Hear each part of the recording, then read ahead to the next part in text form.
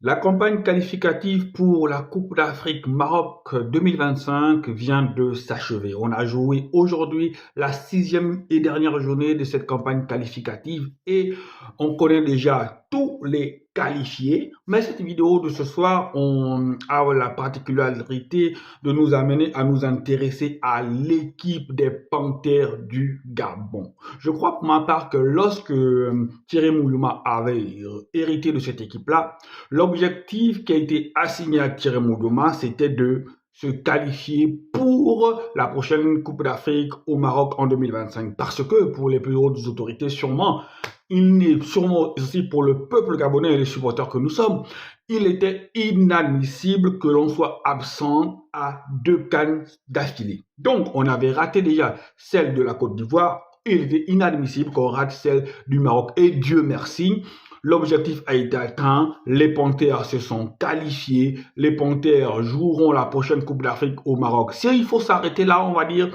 les choses sont parfaites. Mais malheureusement, on ne peut pas s'arrêter au fait, simplement que l'équipe se soit qualifiée. On doit scruter cette équipe-là, on doit passer cette équipe-là au crible, on doit passer cette équipe-là à la loupe pour comprendre ce que j'appelle moi une campagne mitigée. Parce que pour moi, cette campagne-là, c'est une campagne mitigée. Cette équipe des Panthères du Gabon n'a pas envoyé un bon signal, à ses concurrents, n'a pas envoyé un bon signal quant à sa participation, quant aux objectifs de cette équipe-là durant cette Coupe d'Afrique des Nations qui va arriver. Voilà, donc, comme toutes les autres équipes, les Panthères de Gabon ont joué 6 matchs. 6 matchs pour un bilan de 3 victoires, un match nul, 2 défaites. Elle a engrangé 10 points, là où la formation du Maroc en a eu 18. Donc, rendez-vous compte, entre le Gabon et le Maroc, il y a 8 points de différence. Ça montre clairement le niveau abyssal qui existe entre le Gabon et les équipes du standing 2 du Maroc. Donc, 10 points engrangés. Elle a marqué 7 buts. 7 buts et elle en a encaissé 9. Et sur ces 9 buts-là, elle en a encaissé 9 de la part du Maroc. Donc, pour ma part, cette équipe-là, c'est une équipe qui a beaucoup de problèmes. D'abord, on va prendre le cas du gardien de but. Le gardien de but, je ne sais pas ce que Amonom a fait à Moulouma. Je ne sais pas pourquoi Amonom n'est plus en équipe nationale. Mais personnellement, s'il faut faire un choix entre Mbaba et les autres gardiens qui sont à côté de lui et Amonom, personnellement, je pense que pour la majorité des Gabonais aussi, on préfère avoir dans les buts un Amonom. Même si lui aussi, ce n'est pas l'assurance tout risque, mais lui, c'est un cran au-dessus de Mbaba et de tous les autres. Parce que lorsqu'on a vu le match contre le Maroc, mais on s'est demandé si dans les cages gabonaises, on avait un gardien ou ce n'était pas un joueur de champ qu'on avait transformé en gardien. Je ne sais pas. C'était pas un joueur de champ qu'on avait transformé en gardien. La défense gabonaise, je suis désolé de vous le dire, on n'a pas de défenseur. On n'a pas de défenseur. En fait, c'est que si vous voulez comprendre, voir le réel niveau de l'équipe gabonaise,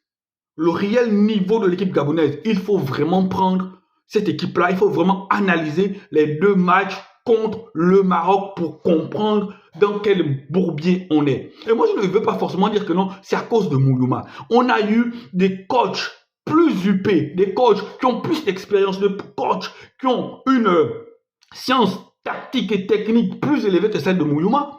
Mais les résultats ont toujours été les mêmes. Hein. Donc, cette défense-là, à Pindangoy, associé à je ne sais pas qui, à Mouketou, à Pindangoy. À l'époque encore, quand Apintangoy était associé avec Ekole Manga, ça allait. Mais je comprends pourquoi Ekole Manga joue jusqu'à l'âge qu'il a. Apintangoy Mouketou, ça ne marche pas. Mettez Apintangoy même déjà sur le banc associé Mouketou et Mboula, je ne sais pas. Faites déjà place à la jeunesse. Sur les côtés, on a Ekomié, Oyono, je ne sais pas si c'est lequel des Oyono, mais ça ne marche pas. des latérales ou des latéraux, je ne sais même pas comment, des latéraux qui n'apportent rien sur le plan offensif. Sur le plan offensif, ils n'apportent rien. Le milieu de terrain, on voit bien l'abattage de Mario Lemina. Mais un joueur, il ne peut pas tout faire. À côté de Mario Lemina, il faut ajouter un autre soldat. Il faut ajouter un autre soldat, Loufilou. Putain, désolé. Mais Loufilou, sincèrement, les gars. Loufilou. À côté de Lemina, ajouter un autre soldat. Mais là aussi, ajouter un autre soldat, on ne connaît pas dans quel état physique se trouve peut-être quelqu'un comme Poco. On ne le connaît pas. Bon, encore que Didier Ndong, il enjambe en championnat. Mais associez alors les joueurs qu'il faut. Là, ce n'est plus le moment de rester dans des querelles et dans des positions, c'est pas moi. Le pays où la nation est en danger, il faut faire revenir toutes les forces vives de la nation parce que l'objectif n'est pas d'aller se faire humilier durant la Coupe d'Afrique 2025 au Maroc. L'objectif, parce qu'on sait tous qu'on ne va pas gagner cette canne-là. Peuple gabonais, frères gabonais, ne nous mentons pas. On sait tous qu'on ne va pas gagner cette canne-là. Mais l'objectif, c'est que notre équipe fasse bonne figure. L'objectif, c'est que notre équipe aille le plus loin possible. Donc, on ne peut pas jouer comme ça. Tu as l'impression que l'équipe est coupée en deux. Les trois de devant, tu as Aubameyang, tu as Bouanga et tu as Lemina. Mais quand tu regardes le match contre le Maroc, il n'y avait pas de pressing. Hein. Parce que c'est toujours ce qu'on reporte, même dans les équipes. Lorsque vous avez une équipe et vous avez peut-être genre un attaquant ou deux joueurs qui ne font pas de pressing, eh bien, l'équipe derrière, elle souffre. Et on a vu toutes ces failles-là contre le Maroc. Le Maroc a vraiment été le révélateur. Il a vraiment passé l'équipe gabonaise au crible. Si on part dans cet état d'esprit-là, si on part comme on est là, je vous assure que le Gabon se fera ridiculiser. Parce qu'en Cannes, ça ne va pas pardonner, ça va aller très vite. Et même la place de peut-être meilleur troisième, on ne pourra pas l'accrocher. Parce que quand tu regardes les matchs qu'ils ont fait encore, mais ça a été des victoires quand même difficiles, il faut l'avouer. Parce que quand tu fais nul contre le Lesotho, le Gabon, logiquement, le Gabon aurait dû sortir de cette poule-là au moins avec 10 points. Gagner leur match en aller-retour face à la Centrafrique, face au Lesotho, et avec au moins des scores sans appel, comme l'a fait le Maroc. Mais tu te rends bien compte qu'on n'a pas l'efficacité qu'il faut. Aujourd'hui, encore le match contre la Centrafrique l'a prouvé. Le Gabon a tiré 16 fois. 6 tirs cadrés. Pour combien de buts? Un seul but. Donc, en ce moment, si vous enlevez Aubameyang, qui n'est plus très jeune, on n'a pas de finisseur dans cette équipe-là. On n'a pas de finisseur. Et même si on faisait revenir Boupenza, vu qu'il n'est plus très concentré sur le football, mais Boupenza ne marquera pas plus que ceux qui sont là. Donc cette équipe-là, sur le plan défensif, elle ne rassure pas. Sur le plan offensif aussi, elle ne marque pas plus de 3 buts par match parce qu'on a marqué combien? On a marqué 7 buts en tout. Si on fait, c'est presque 1 but par match. C'est peu, 1 but par match pour une équipe qui veut gagner la Coupe d'Afrique. C'est peu, un but par match pour une équipe qui veut espérer bien figurer en Coupe d'Afrique. C'est ça. Alors, qu'est-ce qu'il faut faire pour remédier à ce problème-là? Moi, je pense que c'est d'abord un problème de mentalité. Parce que comme je l'ai dit, les équipes comme la Zambie, qui a gagné... En fait, pour moi, c'est le meilleur exemple. La Zambie qui gagne la Coupe d'Afrique en 2012 chez nous. Mais est-ce que la Zambie avait des joueurs connus? La majorité des joueurs jouent au pays. Il y avait des frères Katongo qui jouent en Chine. Et puis les autres qui jouent dans les 5e, 10e divisions. Mais ils avaient la mentalité. Parfois la CAN, on n'a pas besoin. Parfois la CAN, on n'a pas besoin de réel talent. On a juste besoin de la mentalité. On a besoin de soldats. On a besoin de gens qui sont prêts à aller à la guerre, qui sont prêts à donner leurs poumons, qui sont prêts à donner leurs reins. Et si on avait ça dans notre équipe gabonaise et un peu les joueurs talentueux qu'on a et les joueurs qui sont, je vous jure que on partait au Maroc avec l'esprit tranquille. On partait au Maroc en sachant qu'on envoie des soldats, des gens qui sont...